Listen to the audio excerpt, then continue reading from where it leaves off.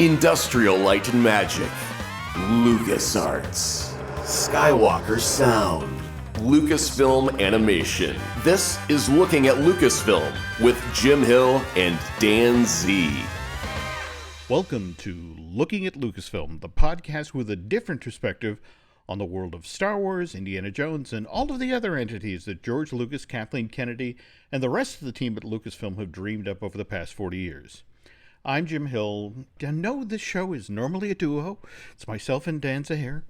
But this time around, it's solo, folks, and kind of a dual meaning to that because Dan got to do this extremely cool thing by himself. I stayed home in New Hampshire.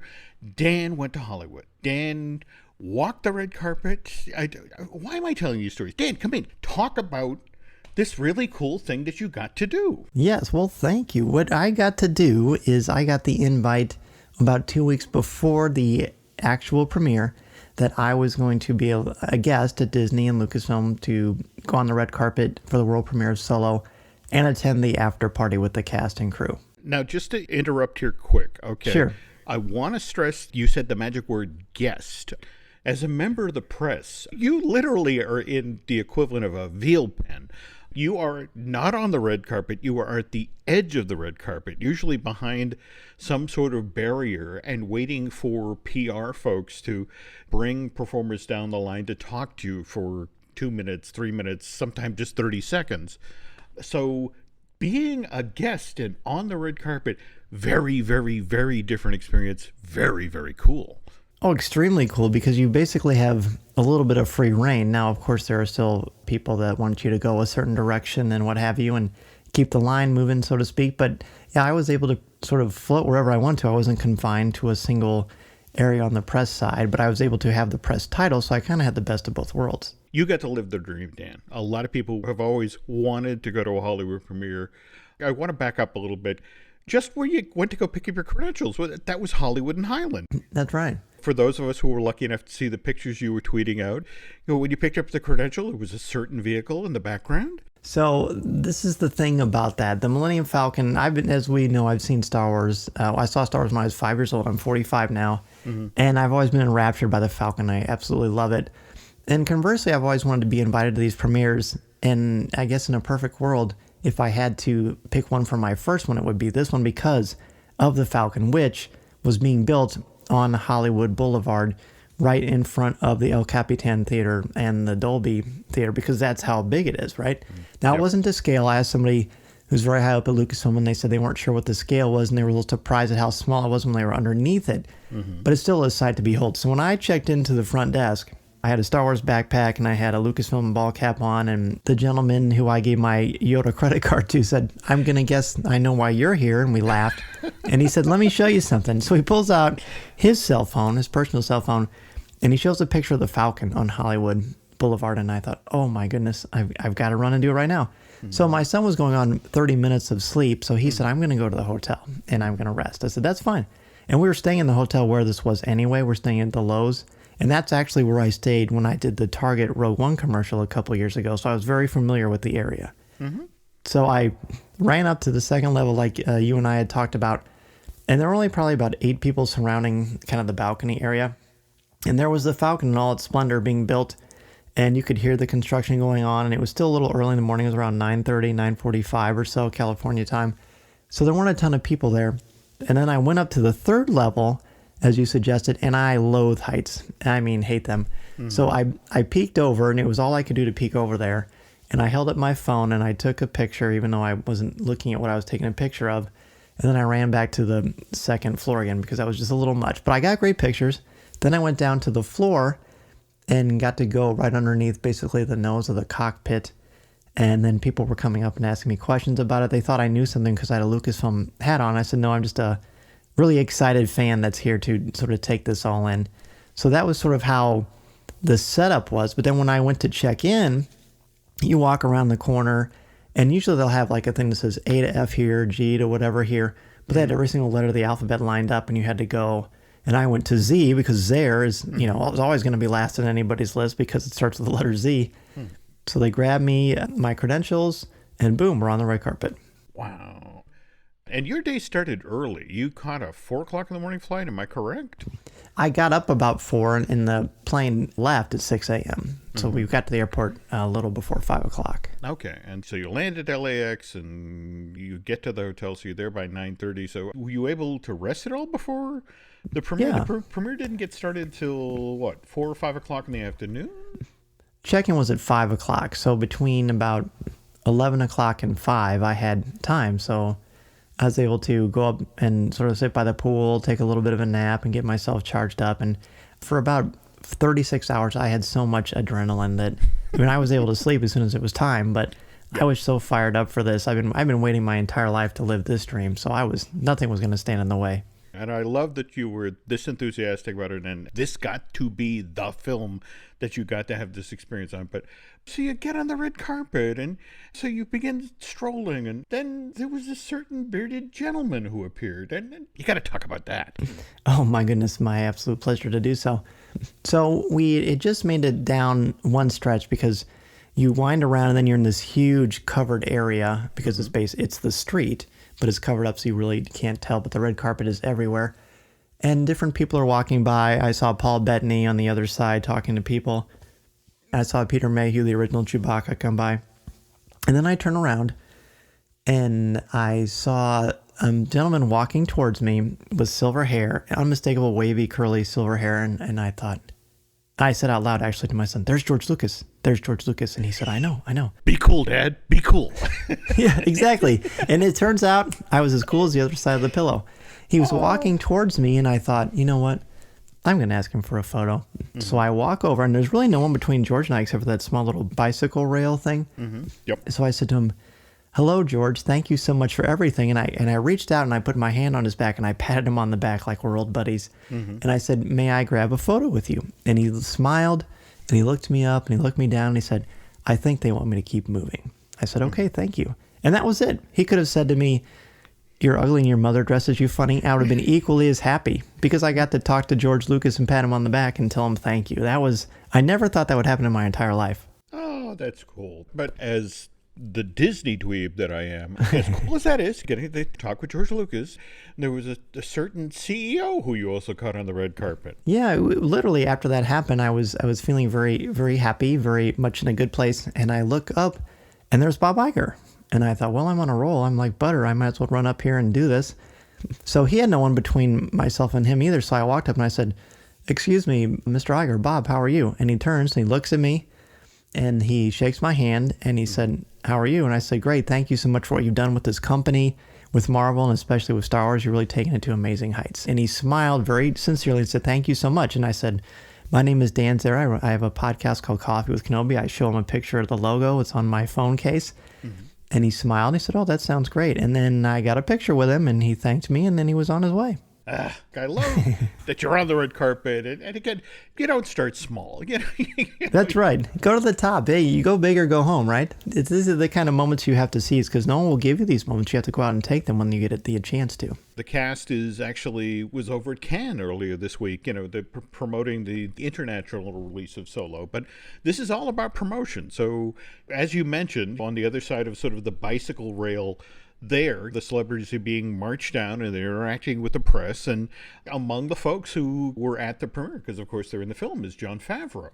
In the process, Jon actually breaks some news. To be fair, it was the Nerdist, Dan Casey at the Nerdist, who was talking with Jon while he was on the red carpet. And Jon talked about this live-action Star Wars series that's going to debut on the Disney streaming service next year. And what was intriguing was where they decided to set this thing. Let me quote for what Casey tweeted out that night.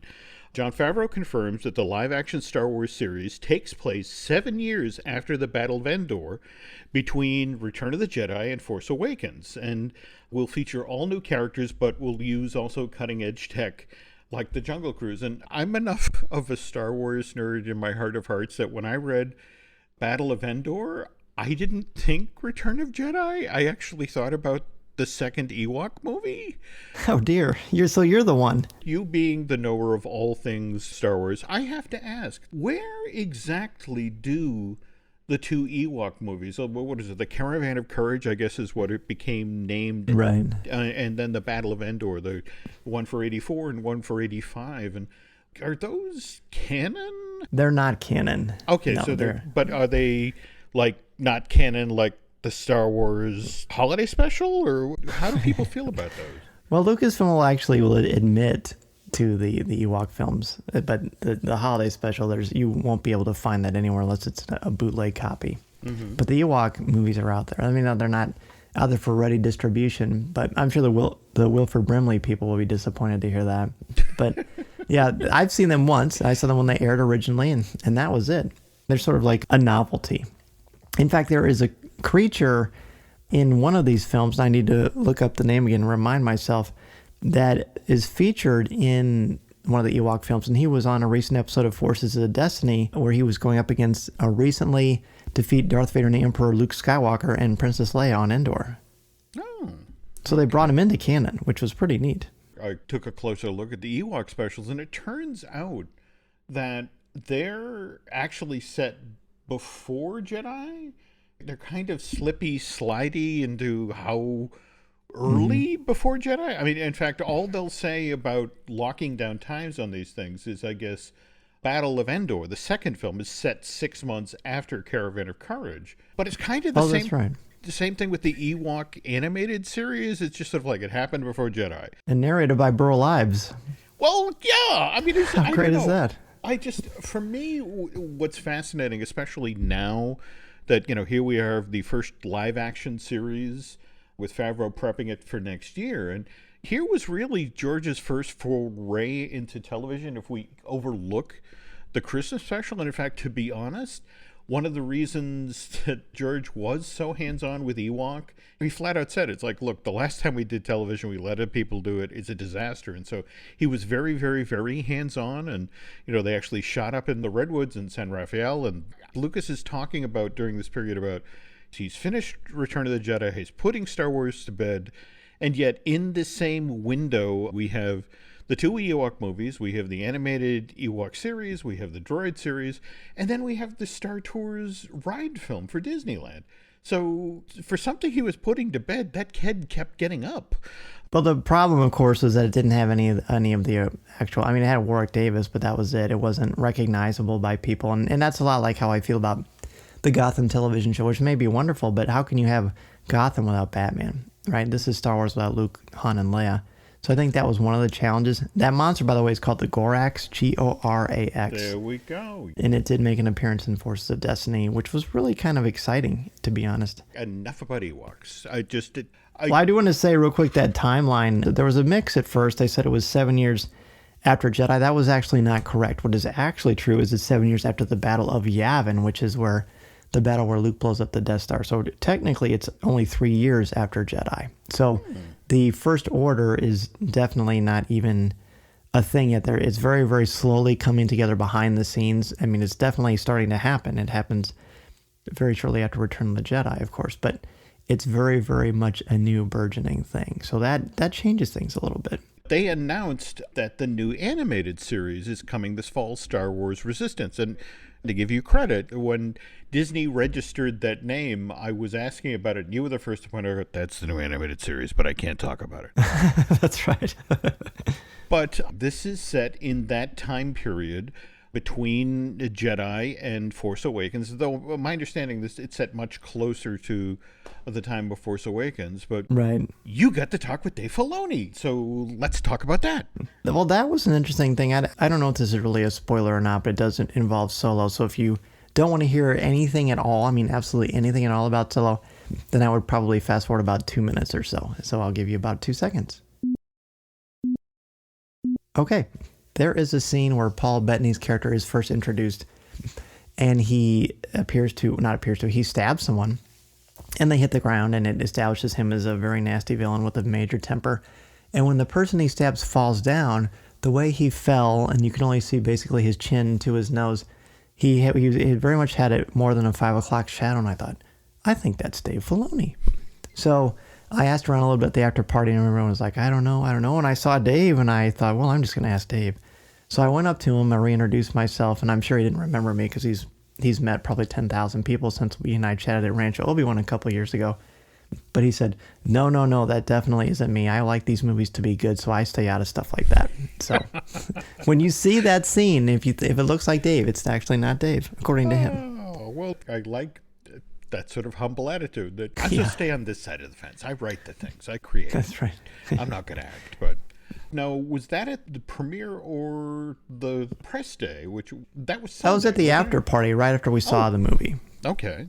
Are you allowed to talk about the movie yet? I am. We were allowed on the 15th to release our reviews. So I do have a spoiler-free review on coffeewithkenobi.com where I talk about the overall tone, feel. I don't talk about plot stuff or what happens with the characters, but I definitely talk about the actors and the effect they had on these characters and how I felt about the film overall. So yeah, I can definitely talk about it. And I will keep it as spoiler-free as possible because I completely respect that feeling since Coffee with Kenobi is spoiler-free anyway. Was it as good as your experience on the red carpet?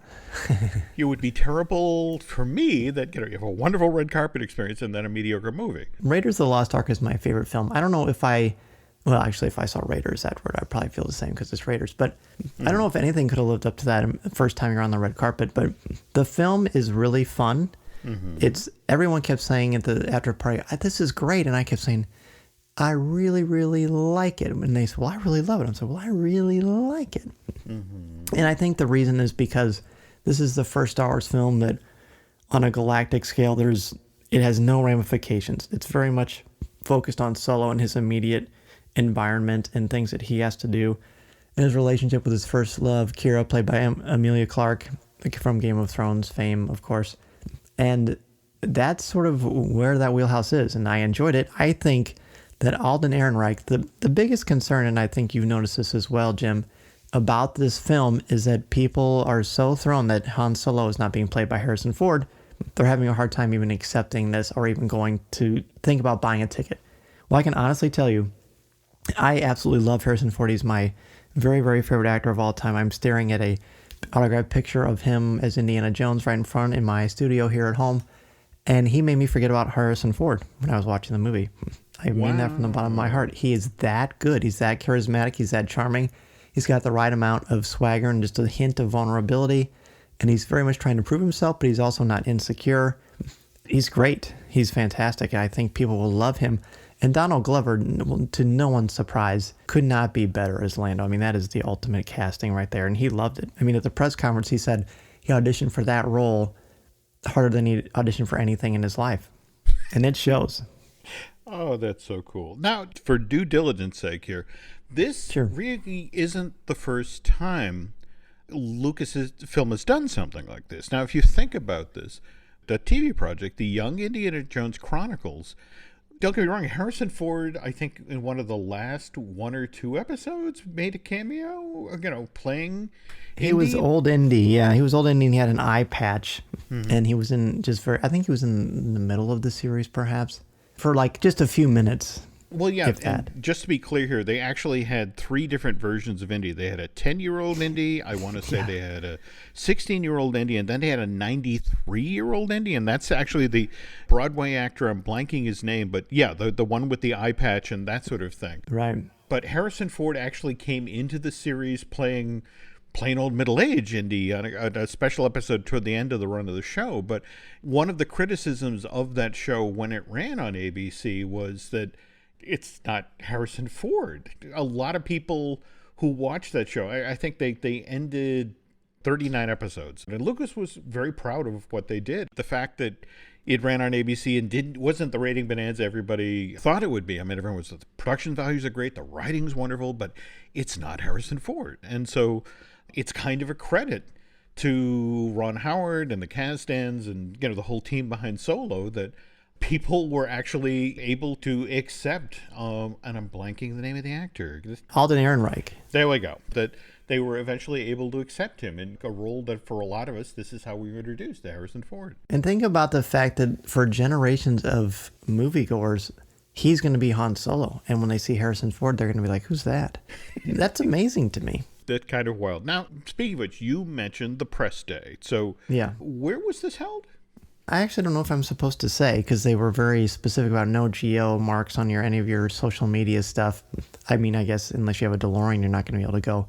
But it was in Pasadena. Okay. And it started around 1 o'clock or so. And so when we arrived, I walk in into this huge convention area, and all of a sudden to my right, I see Donald Glover walking out, and I thought, oh, I'm going to go get a picture with Donald Glover. Why not? And as soon as I thought that, about 8 people appeared and surrounded him, and I thought, well, no, that's not going to happen right now. So you go into the huge press room. You've been in these things. This one, I was told by people who were at Infinity War and stuff like that, this was the biggest one they'd ever seen as far as where they go. Marvel does a nice job, but Lucasfilm really takes it to another level. For instance, the traveling Millennium Falcon exhibit that they took to 4 different places, it was 2 40-foot containers of storage. It was there all set up with the cockpit. And what was unique about this is if you see that traveling exhibit and you see photos, people get their picture in the cockpit and they sit in the chair and they turn around and look at the camera, and the front of the Falcon is to their backs, basically. So that's great. For this, they had it on another level. They had it set up and lit perfectly from the front, so you could sit in the chair of the Falcon and Chewbacca was next to you. It wasn't Eunice, but this Chewbacca costume looked like the film version of Chewbacca, even the way down to the eyes and the way they had it set up. It was spectacular. And I honestly think I was more nervous about that than meeting George, because I wanted to sit in the Falcon cockpit with Chewbacca and get that photo, because that seemed like a once-in-a-lifetime deal to me. Oh, that's so cool. And especially on the heels, have you seen this Disney World ad they're doing now, the Imagine Magic one, that setting the stage for Toy Story Land opening this summer at Walt Disney World? But No, I haven't seen that. oh God, at one point they cut to the Chewbacca meet and greet that they're doing at the lunch bay. This outfit looks like it's made entirely out of used bath mats. It is the worst looking Chewbacca on the planet. And it's like, and they're using it to sell Disney World vacations. And it's like, you paid $4 billion for Lucasfilm. You're making all this movies. You couldn't get a camera ready Chewie? It makes me crazy. That's a little shocking to me. That's shocking. Yeah, this one in the cockpit was phenomenal. And get this, at the end, because you go in there, and they say, okay, I'm just going to start snapping pictures, because they take your phone and use your phone. And they say, so do whatever you want to do. So I smile. I reach up like I'm going to move the controls for light speed, and Chewbacca raises his arm up and puts his paws on mine and moves the light speed thing too. Then I look at him and he puts his hands up, and then I pretend like I was scared, and then I pretend like I was laughing, and then he put his arm around me, and I probably got 25 pictures. And as soon as it was done, Chewbacca looks at me, and he breaks character, and he says to me, not in Shriwook, but in actual English, he says, "Are you Dan Z from Coffee with Kenobi?" And I laughed, and I said, "Yes, I am." And he goes, "I love your show. I never miss it. Keep up the great work." And I said, "Well, thank you so much, dude." And then I walked out, and to make it even more incredible, the actual day of that press conference, where I just got done talking to Ron Howard, which is another story, that was the actual day of the 5-year anniversary of Coffee with Kenobi. So that was a great way to celebrate it. Holy cow. You can't write this stuff. Yeah, it's crazy. Now, speaking of which, you got to talk with Ron Howard. What was that about? So the press conference was earlier in the day, and because there was so much going on, they encouraged people to go to the press conference and come back for all of the other festivities and the events. So that's what we did. I went in the second row, and just to make sure I could get a really good seat and get some good photos for Twitter and Instagram. They just kind of went down the line. It was hosted by Anthony Carboni, who's the co-host of the Star Wars Show, the YouTube show that StarWars.com does every week. It comes out on Wednesdays. So I kind of know Anthony a little bit. And then it was about 40 minutes in or so, about 35 minutes in, and he says, we have time for one more question. So I looked at him, and I raised my hand, and he saw him, and he goes, all right, the gentleman in the blue shirt. So I was very happy he called on me. And mind you, I've been to a lot of these things, but I've never been called on. And so this was a good time to kind of get my feet wet. So I asked the question, because I'm very much interested in literature since I'm a literature teacher and writing teacher. I said, in this continual world of moral ambiguity, what kind of challenges do you face when creating a character like Solo for this film? And I said, this question is for Ron, or the Kasdans, or even Alden. So Ron looks at me, we make eye contact, and he just starts talking for a while about it. And it's all on YouTube. You can watch it and see it. And then Lawrence and his son Jonathan started talking, but Jonathan really took it in a bunch of interesting places, talking about ambiguity and good versus bad and different classes and class systems.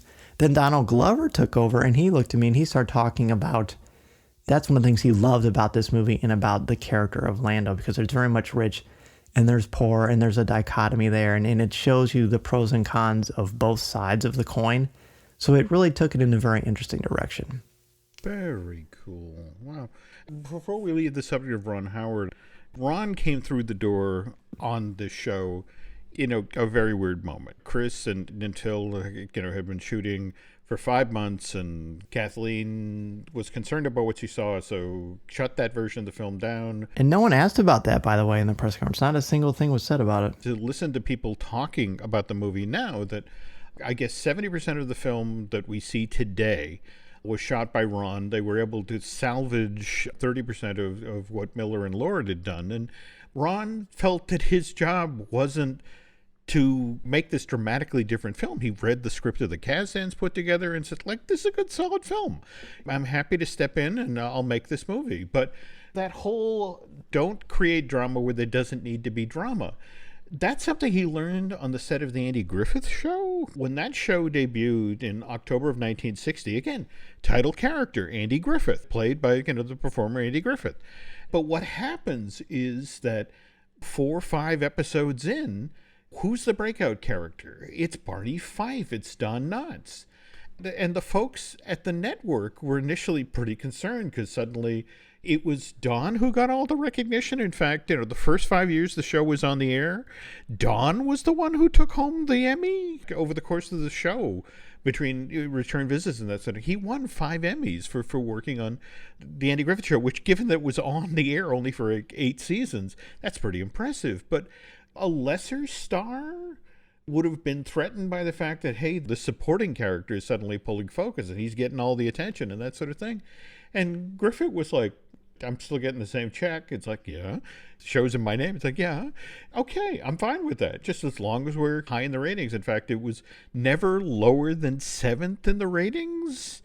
So now, jump ahead. It's 1974, and they've decided to take an episode of Love American Style and turn it into a series that's actually inspired by American Graffiti. This, Happy Days. And so that starts January 74, and it's kind of Barney Fife all over again. I mean, here's Ron Howard playing Richie Cunningham and supposed to be the lead of the show. And when it makes sense because, he was the star of American Graffiti. But what happens that, hey, who's that character in the background that Henry Winkler's playing? Fonzie. He's really impressive. He's fun. Let's move him to the front. And it was one of these things, again, a lesser actor would have genuinely been rattled by this. But because Ron Howard had been on the set of the Andy Griffith Show and saw how graciously that was handled, that the show stayed a powerhouse in the ratings, just said, look, I saw how it was done. I saw how you handled this moment. And he did the exact same, and Happy Days wound up running for 11 seasons. It was a rating smash, and in fact, it gave him sort of the financial cushion to go do what he wanted to do, which was, of course, direct. For me, it's always fascinating to watch how people apply the lessons that they've learned in life at other points in their life. Not everyone always climbs that ladder in Hollywood with the kind of grace and class that he's done anyway, quite honestly. I mean, he went from Opie to Fonzie to Chewie, and he's done all of them at a very good level.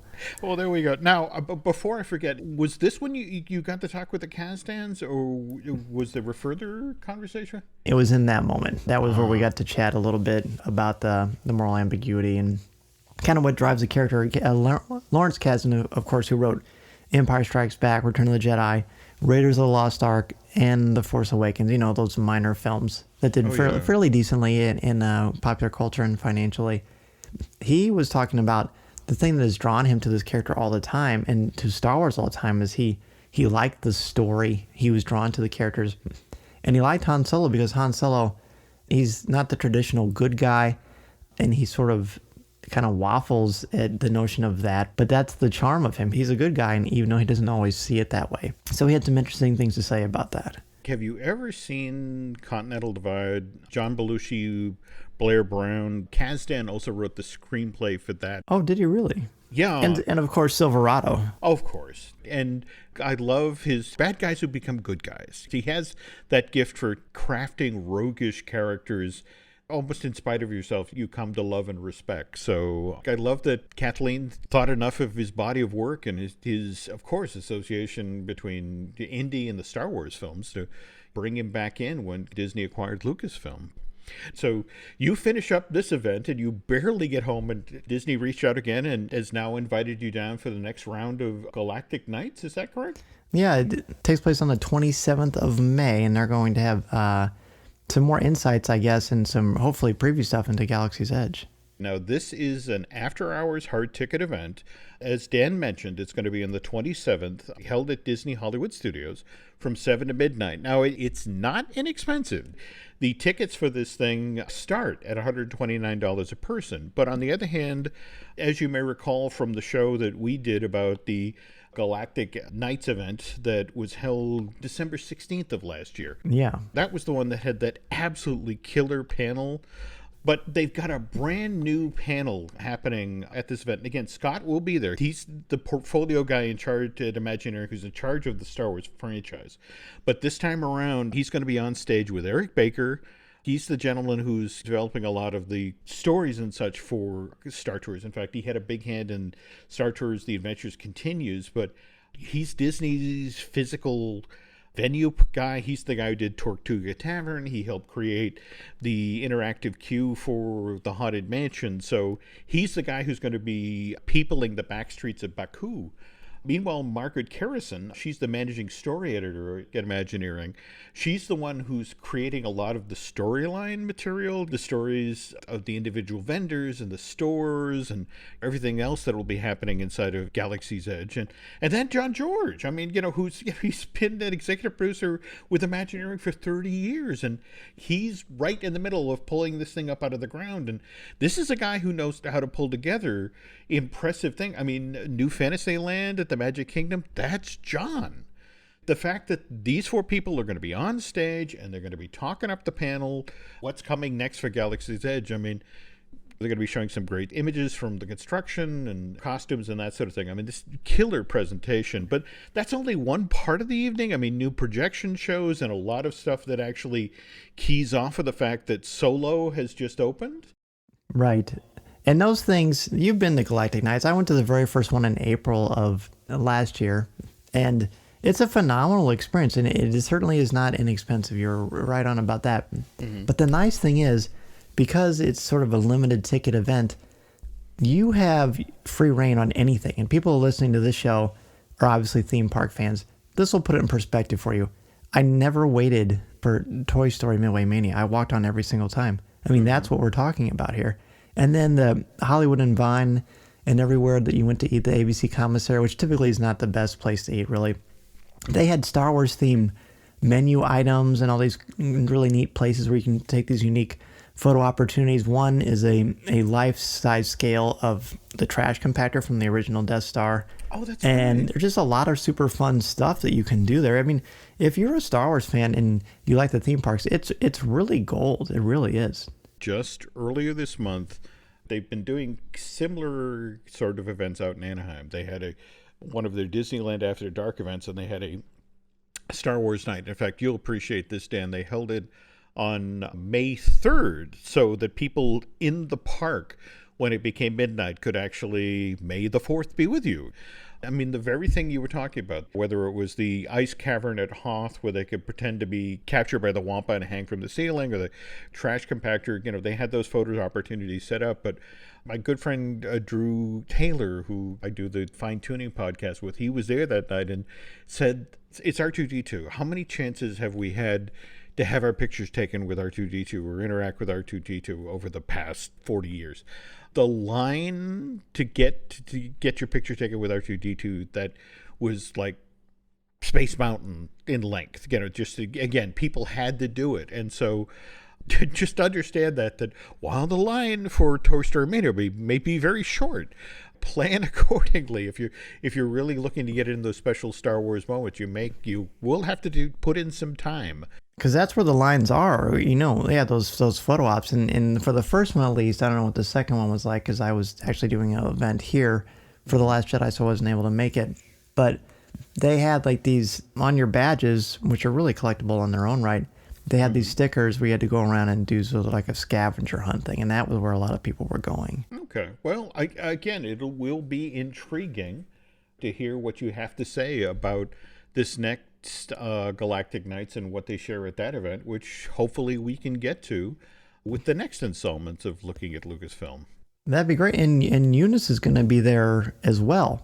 I did talk to him at the after party too. I'm not sure if I sent you that picture or not, but he's over 6'10", and I'm a generous 5'8". So it was, my wife really got a kick out of that picture. And by the way, he could not be more friendly. I asked him what it was like to know that he got to star with both Han Solo and Alden Ehrenreich in the Star Wars film, and he said he just smiled from ear to ear, and he said, "You know what? It's amazing. I can't believe it myself." And he laughed, and it was cool. It was real quick, but he's the real deal. Well, again, I am just so happy you got to this. And again, a guest, not in the little veal pen where they keep the press, but you got the free range and get to have all these wonderful times, and just so thrilled for you that this happened. And well, thank you. Looking forward to hear what you'll have to say from Galactic Nights later this month. So I'm looking forward to that as well. Hopefully we'll get some new images for Galactic Nights as well. I have the secret fantasy that they're going to let us do some sort of a pre sample of the Falcon ride, which I know that's not going to happen, but boy, wouldn't that be something. They were nice enough the last time around to share some pre-visualization of the ride, so who knows? But again, you'll report back in a few weeks, and that's when you'll catch the next show from us. So on behalf of Dan, thanks for listening to Looking at Lucasfilm, and we'll talk with you again soon, okay? Thank you for listening to Looking at Lucasfilm with Jim Hill and Dan Zehr, one of many great podcasts on the Jim Hill Media Network.